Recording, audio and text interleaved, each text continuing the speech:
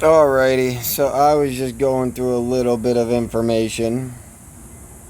First off, the record date for this last 9-to-1 reverse split we had was June 22nd.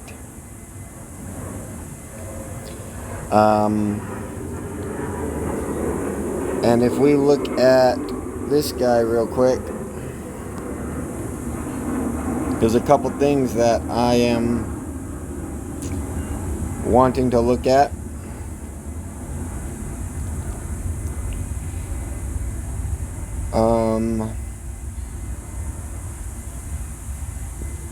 Let's not do this one. Let's do this one, I think. No? Maybe it is this one.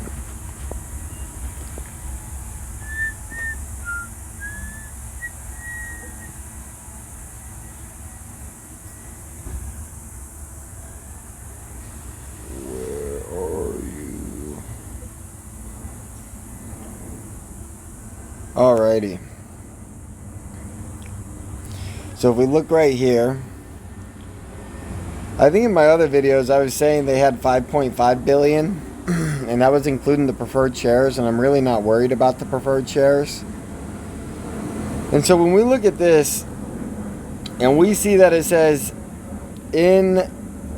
authorized at June 30th, 2023 and September 30th, 2022, we have 86 million and we have 3.7 billion.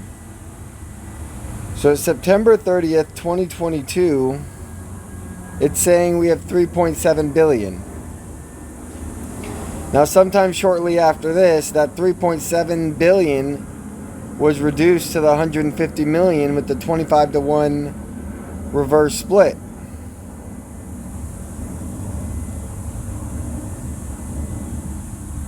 So if there was a 25-to-1, we go down to 150 million. How could we possibly be on June 30th, 2023? How could we possibly be only 86 million shares? How can you go from 3.7 billion to 86 million with only one reverse split of 25? Maybe I was just terrible at math, and it does equal that. Divide that by 25. 148 million. So we know that after it was at 3.7 billion, it dropped to 148 million. Yet this is telling us that on June 30th, 2023, before the second reverse split, that the shares were not 3.7 billion, but were 86 million. When I just think about this mathematically, it's a mathematical impossibility. And if it's a mathematical impossibility, and we just think about what we know, so on June 22nd, when they announced, like before June 22nd, we had the reverse split. The reverse split brought us to the 150 million shares. Then we know by the next record date, we got to 650 million shares. So if we were at 3.7 billion plus the 600 million, that puts us at 4.3 billion, which means they only have 700 million shares left. And that's since June 22nd. Well, if you go count the volume since June 22nd, you're going to find something like 12 billion shares. And if we know that we're doing about an average of 4.2%, not 42%, then that's 500 million shares on top of the, well, subtracted from the, so we had the 3.7, 4.3, which would leave 700 million left. So that would mean they have like 196 million shares left at $1 a share.